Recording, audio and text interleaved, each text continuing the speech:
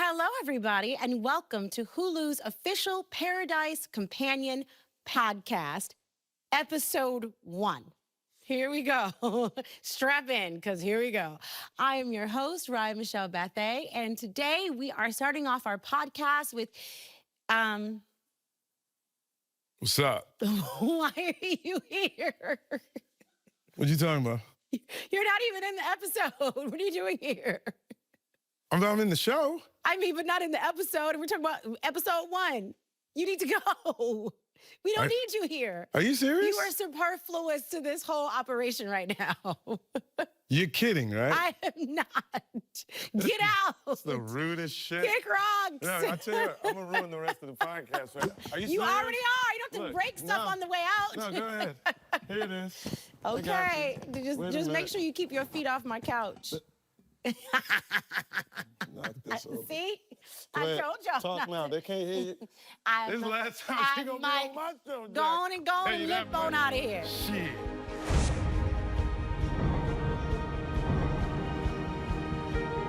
So, hi, everybody. I'm always excited with every single guest. So I don't want any guest to feel like I'm not very, very, very excited to see them. But I'm very, very, very, very, very, very, very, very, very excited because, well, I mean, okay, I know technically we already kicked things off with a look back episode to get everyone up to speed for season 2. So if for some reason you haven't watched season 1, go do that. The whole season is now streaming on Hulu and Hulu on DisneyPlus. But it's time to really get this podcast started because, you guys, we have the one, the only Shailene Woodley with us, the star of what we can only call Paradise, the season 2 short film. Because that's what it feels like, right? It felt like a full film when we were making it. Yeah. No, I mean, you go through film. so much. I mean, what an incredible way to start the season, and what an incredible way for us to, I mean, my gosh, we're starting this whole thing off with you and the oh my God, what you gave us. So Shailene, welcome. Thank you. I'm applauding you. like there's like an audience here, but there should be, because I feel like so much happened and I don't even know where to start. So everybody's sitting down at home, and they turn on the television, and there you are. And I know their second thought is, honey, I thought we were watching Paradise. Yeah. I bet you that everyone probably, because I did. If I had known what I was watching, I was like, wait Especially a minute. knowing how season 1 ended. We expect to see Sterling in a plane. Yeah. You know what I mean? That's how we left off. Like, Yeah. I mean, we know we jumped through time, but like, we don't know who you are. We don't know where we are. You know, Yeah. I mean, we start with, you know, it's one thing to start with that little scene with the mom and the little girl and that whole thing, but then we keep with that. It's not just, And then we keep keeping with it. right? It's like the whole, you know, by the middle of the episode, you're like, well, this is it. I mean, it's Yeah. riveting, like everything about it. Like, and for, you know, 5 seconds, you're like, what's she doing here? And then within those 5 seconds, you can just feel it kind of melt away. And then you're there and you're in it. And you don't know why we don't see Sterling. You don't know why we're not in Colorado. You don't know why we're not looking for, you know, anybody in Atlanta. But I just know that I don't want to take my eyes off what's happening because I'm watching so many profound moments, which we're going to get to right now, which is like, we start with you drive to Graceland. She drives to Graceland. She meets Gail, this Yes. wonderful security guard at Graceland. Sorry, but we're not having any more visitors today. I'm Gail Edwards. I'm Graceland Security. You can't park here. Okay. You okay, kid? No, I'm not. I think, speaking to the humanity that you were just talking about with Annie, Gail sees this woman who's also experiencing an emotional complexity. And even if she can't relate to her, she doesn't understand it, she offers her a hand, and she offers her heart, and she offers her a job. The old-ass tour guide's here. Keep dropping dead. You know anything about Elvis? Too much. Why? Long distance Right, information. welcome. And through her job at Graceland, Annie finds purpose that I think she didn't find in medical school, and she couldn't find with her mother, and she couldn't find with herself. And I think that Annie is someone who really thrives being of service because in a way it's all she's ever known. She only ever knew as a child how to take care of someone else and how to take care of herself. She was kind of always her own parent and also the parent to her mother in some ways because her mother was incapable of doing certain things. And I think at Graceland, she finds that she has a role in life, in society. She finds her, I didn't use the word purpose, but she does. She finds her purpose, and it gives her a reason to experience self-pride, self-respect, self-love.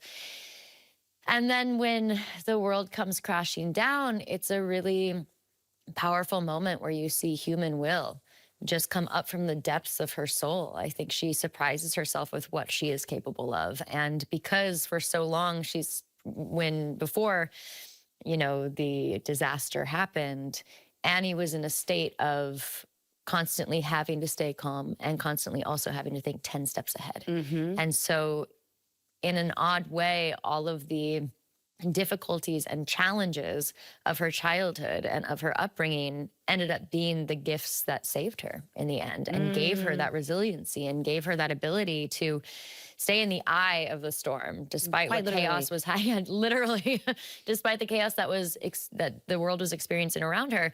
She was able to have this internal center that I would hope to have in that situation. Who knows if I would have the ability to, but I find it extremely, I found it remarkable that this person didn't need accolades. She didn't need to be told good job for doing what so many of us want to tell her good job for, you know? She did it because it was just what you do. She wasn't in a state of needing to impress. She was in a state of true survival, and she made it work. Let's go back to Gail because she's played by a wonderful actress, She's Angel. so wonderful. Isn't she wonderful? Wow. What do you think makes Annie go, I can trust this person? That's a great question. I think it's probably a mix of all of it. I think there's the aspect of being so desperate and broken. There's the aspect of Gail, and then there's also the aspect of Elvis and Graceland, which Annie, as a child, it was kind of the only place that made sense to her. Right. It was it was the link that brought her back to her mom. And she knew that if she had something to offer her mom, then there would be a connection there. And I think also Gail, I think Annie could sense that Gail was offering her this opportunity, not from a place of people pleasing, because I actually don't think that Annie, I think she's kind of, she can sniff out a people pleaser and she's like, I don't trust you because I know this is not coming from a pure place. And I think she saw that Gail was approaching her with kind of a sympathy in her heart, but not a pity. She wasn't coming to her to sort of save her. She was like, actually, we could use someone and you look like you need something to do with your life. And I think that she really respected the directness along with the compassion that Gail was offering her. What do you think it was like for Annie, someone who has been so close, to lose that? Because we ultimately get you to being alone. So let's talk about that transition from having someone to being alone. Yeah. I mean, it makes me want to cry now. To lose her mother, I think, left such a massive print on her heart. And I think that Gail was the second. Losing Gail was like losing her mom all over again. How'd you get so smart, kid?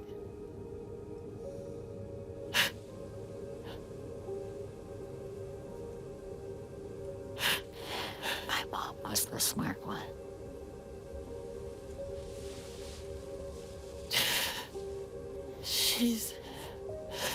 She's watching you. She's so proud of you.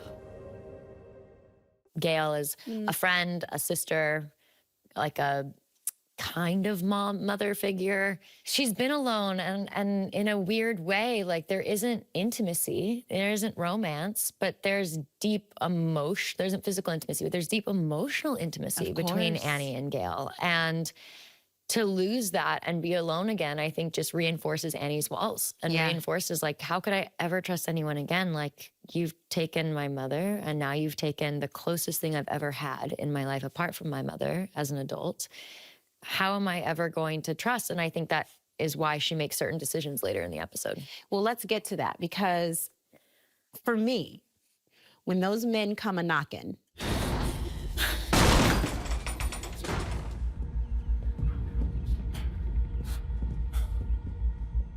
it was the first time ever in the history of me watching television, film, in the history that I've ever watched anything that I have like, good girl. Yeah. Because you know what I mean? Usually I'm like, you stupid girl. Yeah. And you, every moment, every move you made, I was like, good job. Not here either. You're not alone. There's others here. Oh, yeah, they're armed. Hey! When we filmed it, I was like, you guys, this is a woman alone with a group That's of what men. I want to talk about. Like, yes. Big men walking in with weapons. And the first thing she's thinking ain't, these are my friends. No. At some point as an actor, you have to make a decision that, okay, they're not gonna I'm gonna trust them now. Yeah. I kind of feel like you never really did, though. I feel like you never really until we got to the bitter end. So was there a point in episode 1 that you that you trusted just enough or let your guard down enough? Or it felt to me like it was up the whole, my guard was up the whole time. Let's put it that way. Her guard is up the whole time, but I think she starts noticing that maybe these guys are okay and decent human beings with real and nice and kind intentions when she sees them playing football. I think when she sees them playing, there's a thing about seeing play that I think invites us to recognize the humanity in someone else. And I think when Annie sees that, she recognizes, like, she can tell these guys are laughing and smiling and playing together. They actually enjoy each other's company. They're not just in the survival mission. There's like a boyishness and a tenderness and a levity to them that I think in the beginning when they first enter her home, there is no levity at all. It's pure fight or flight. So I think that's the first moment that she starts deciding that maybe these guys aren't who she thought they were. But that guard stays up. But I do think that she recognizes that maybe there is some safety to be had. Even if she doesn't show them. Was that in the script? Because so often it's, you're looking at this girl and you're like, don't do that. That's stupid. Yeah. Don't do that. That's stupid. It literally felt like it was written from the point of view of like a woman who really would be alone.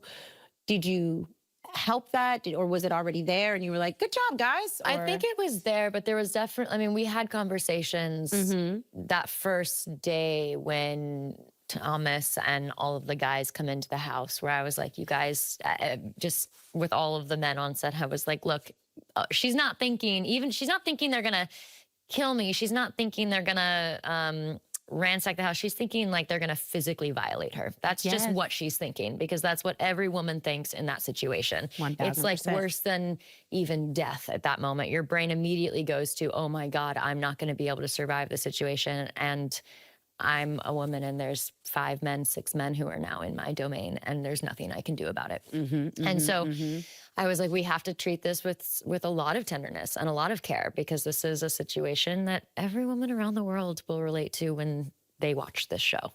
And everybody was in agreement and we all talked about it. And I think that was the beginning of how we navigated it, was from that place of like, how do we physically represent the threat there as well, more than just like, the emotional danger and the threat of death.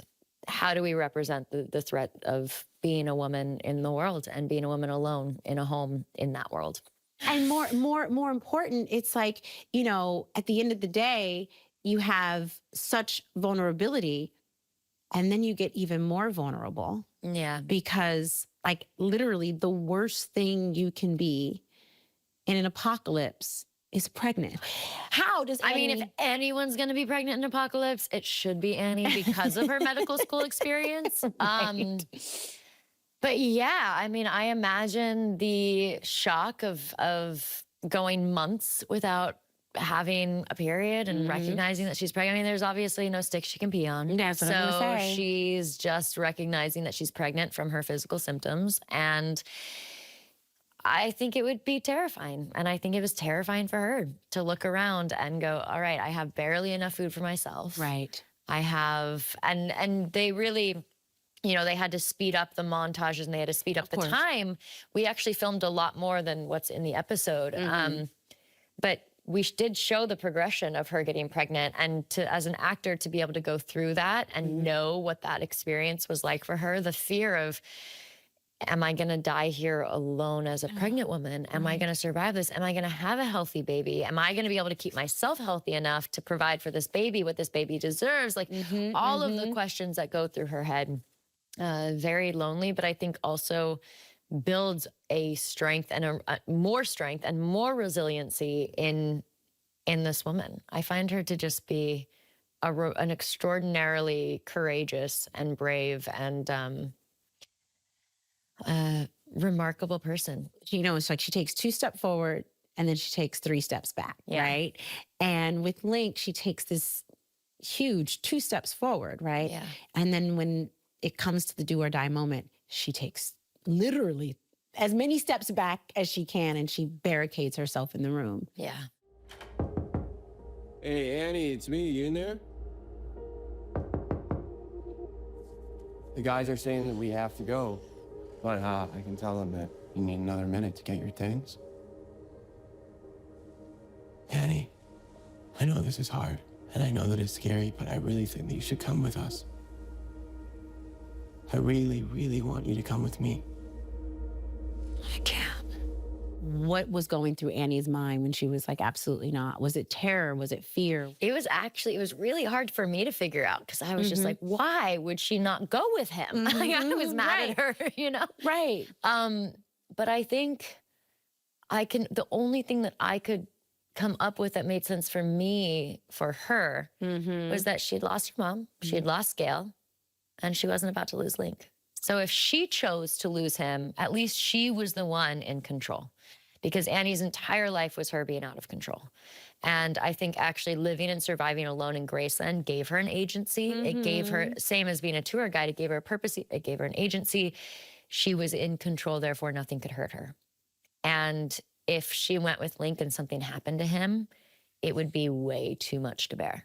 So at least if she let him go, she would know there was only one person to blame, and it would be herself.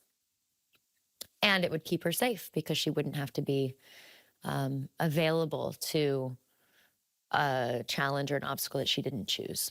I don't think I've ever seen an episode of television like that. I really haven't. And I know you're going to say it was the writers, and I know you're going to say it's all of these things, but I lay it at your feet, my dear. Thank you. I lay it at your feet. I had a wonderful time. I'm glad. Well, the guy we've got coming up next, the lovely and talented Thomas Doherty. I said it wrong again. I'll keep practicing. He plays Link. I just met him, and he's just He's so adorable. great. He's so great. He's so great. He's just like a ball of light. I feel like he walks into the room and everything gets better. It did. It did. You are here. Oh my God, he lives down the street. I have to run. I love you. What? Is this Well, your you're soft. baby? Oh my God. Here you go. Wait, and you can say your last name really loud. Doherty. You're so much better. What is this? What is her I'll name? see you in the next few, okay? Yeah, yeah. You can't go without Mwah. This is telling- this Oh, is what a Daisy. Surprise! How old is Daisy? She is 6 months. Oh my God, Daisy's a baby. Oh, you do what a beret. Oh my God, Thomas, you have like a stuffed animal. No. That is a toy.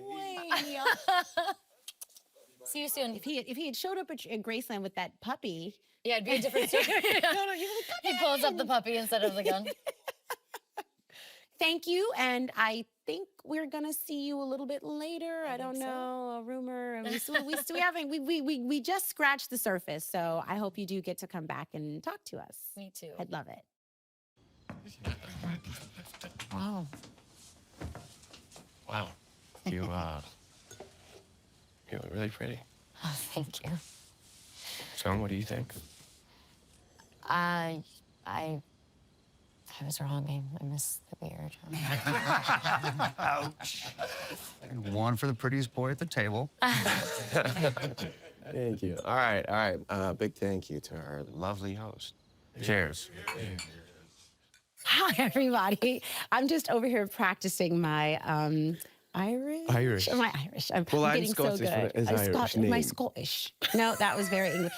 You know what? I'm going to keep practicing, and I'm going to welcome you guys back to the official Paradise podcast, where we're kicking off the new season this episode. And who better to join us than one of the season's most, I'm going to say mysterious, but I'm also going to say lovely, because we've just been getting to know each other, and you're absolutely lovely. And what a lovely addition to this season that you've been. What a surprise. You are the incredible Thomas Doherty. No, I did it wrong.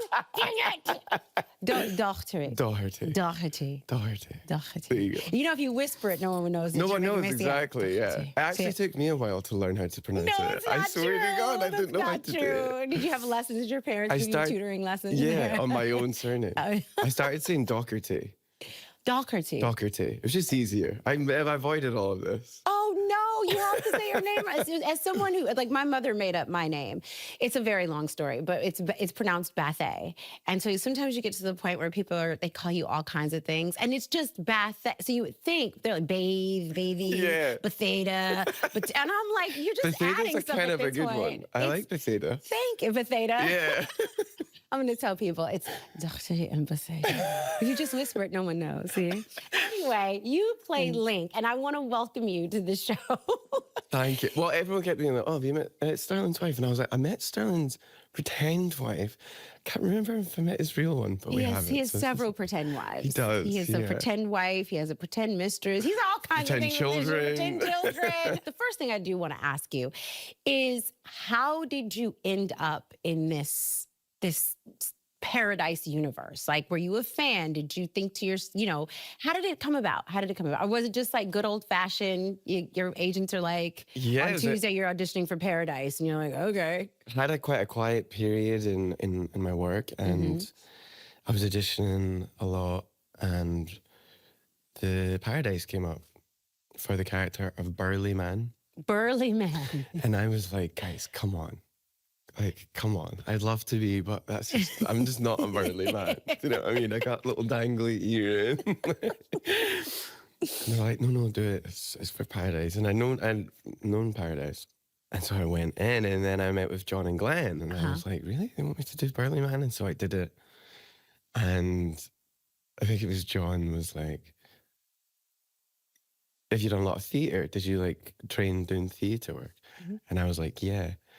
Which might sound like a compliment. I know, like, over here in America, it's like, oh, the Brits, they do their theatre training. But to me, that's basically just like, you're overacting. Oh, no. So I was like, oh, man, I've done it. I've screwed it. But yeah, no. And then I met them again. And then I flew out to LA, to the Paramount lot. And it was my first time there. No. And being from Scotland, going into the Paramount lot and going to the Arches, it's very fancy. Yes. So can we just, I just have to paint the picture. Paramount is one of those lots that is the most, I think if you're not from LA, you're not in theater, you're not in film and television, if you close your eyes and imagine what driving onto a lot is. That's it. Yeah, right? that's Isn't such a good way to put it. So just to paint the picture of you like, whoa. It's like your quintessential. And it says Paramount, you're right, and it has these big, beautiful arches and like the water towers and yeah. I was very uncool. I was like going around the buggies, like FaceTiming my mum and dad. That's actually quite cool. And then went over to LA and met Dan, and Tiffany was there, and got the part. Your facial hair plays a lot in these episodes, right? It's like a big sort of thing, right? So did you audition with the facial hair? Was it always a part of the character, or did it become a part of the character? Because you really do Burly look different. Man. It was always Burly Man. It was always Burly Man. And so I probably had a 5 o'clock shadow when I auditioned. So I was more to my point to my team to be like, guys, come on. And they're like, no, do it. And you couldn't grow one overnight. I couldn't do one overnight. It's okay. I tried to squeeze, some people can cry one on cue, and some people can grow hair overnight. That's, we all have to have a talent. And then, they wanted to see me in LA, and my team was like, do not shave. Don't cut your hair. So I looked like a mess. And then even when we were in the middle of filming, I went to someone's birthday party. And I just met someone, and they were like, you look homeless. No. And I left the party. Yeah. Okay, well, boo on them. You did not look homeless. And I love the fact that I think what, and listen, I'm no casting director yet, but I think that there was something, and in all seriousness, yes, when we first meet Link, there is a burly man quality, but then in the next moment, it's like safety. But then the whole episode, I'm like this, because at every moment, there's nothing that you're doing that is making her feel unsafe, but it's just the general idea of her being alone with burly man. Yeah. Do And you know all what of I his mean? friends. And all of his friends, Yeah. all of his friends. Like, so when you were filming it, was that something that was top of mind for you? Like the actual, not just your given circumstances as an actor, but her circumstances as the character and how she must feel in this moment. Actually, it definitely became, so obviously when I first come into Graceland, Mm-hmm. I mean, for the audience as well, like you have this cowboy, all these cowboys pull up. Mm-hmm. It's very scary. You're setting the scene. We're in the house. Obviously, I can't play Link as who he is. And also for Link, like, he's been surviving for years and years. He's out in the wilderness. He's in survival mode. He's come across all of these unsavory characters and had to survive. So he himself is going into a situation where he doesn't know if he's in danger. And so he has to do this. I always say he puts on this mask of fear and intimidation, and because that's protective. It protects him. It keeps him safe. And I think once after he realizes it is just Annie in the house, that's when the empathy starts to flood in. That's when the compassion, that's when the understanding, and that's when he's like, okay, she's no threat. It's okay. And there's a little bit of guilt there as well, because he is self-aware. He's aware how intimidating they all look. I mean, look at Big Papi. Yeah, no, I mean, I thought about that. I was like, you know, so much of what I think makes this episode just heartbreaking, heart-wrenching, and just you guys deliver, right? Is that sense of what's not on the page. Do you know what I mean? Just like you said, like the idea of like, Well, I think that's everything. That's where all the best things exist, well, you know? yeah, but it doesn't always. It doesn't always You know what I mean? It transfer. doesn't always. But that's what life is, I feel like. I Like, agree. Even like we're sitting down here, we just met, and it's all like, but we're still like getting to know each other. We're still in like a unfamiliar situation, but we're, you know, and so Yes, that's where all like the best things in life lie. It's the things that aren't said. I want to give you your flowers in that it may seem not basic to you, but it doesn't always translate. You don't always get to see that lived in quality of work, of things living off the page, of things singing between you. And the relationship between you and Shailene just starts to, Annie just starts to just percolate for us. I mean, you can almost hear it, you know what I mean? And at the same time, the entire episode, I'm still thinking of danger. The whole time. Both things existing at the same time. Yes, yeah, yes. I mean, literally, you see I was doing this the entire time. Doing the shuffle. Yes, I would do. It was a little shuffle, a little time step. You know, I shuffled off the buffalo every time I got nervous. But because you're like, you know, listen, it's a TV show, and it's just a well-written TV show, and it's a TV show that anything can happen at any moment because we're in an apocalyptic situation, right? I mean, she loses her friend, all of these things, so we don't know. But at every moment, it could turn. I don't think it was until even the moment when you guys are finally alone, it wasn't until she starts to cry. You guys kiss. It's been a while.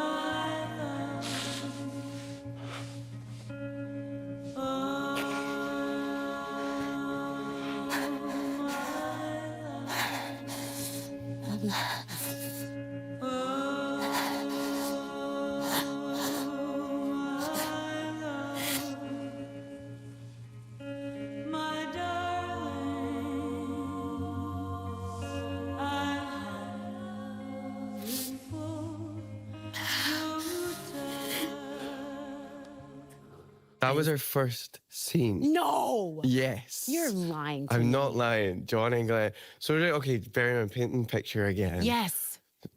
We lads from Edinburgh, Paramount Law in LA, Hollywood sign there. I'm sorry, Shailene, I'm going to do this. I always get asked, who are your top 3 actors in interviews and things? And I always say Ralph Fiennes, Fair. Stanley Tucci, and Shailene Woodley. I know. And so when I found out that she was going to be Annie, because I read with a bunch of Annies. Yeah. They were all fantastic. When I found out it was her, I could not sleep. I couldn't believe it. I couldn't believe it. And obviously you have to play the cool guy, which I'm very, very bad at. But this is just someone, an actor, who I've just looked up to for so many years. Well, she's extraordinary. And she is just extraordinary. I've never seen anyone sink in to a character in an instant. And it's like I'm having a conversation with Shailene, and they'll be like, ready? And there's something happens, and it's not Shailene. It's the most beautiful, incredible, inspiring thing. And I don't even know how you teach that. You don't. I don't even know how I could learn how to do that.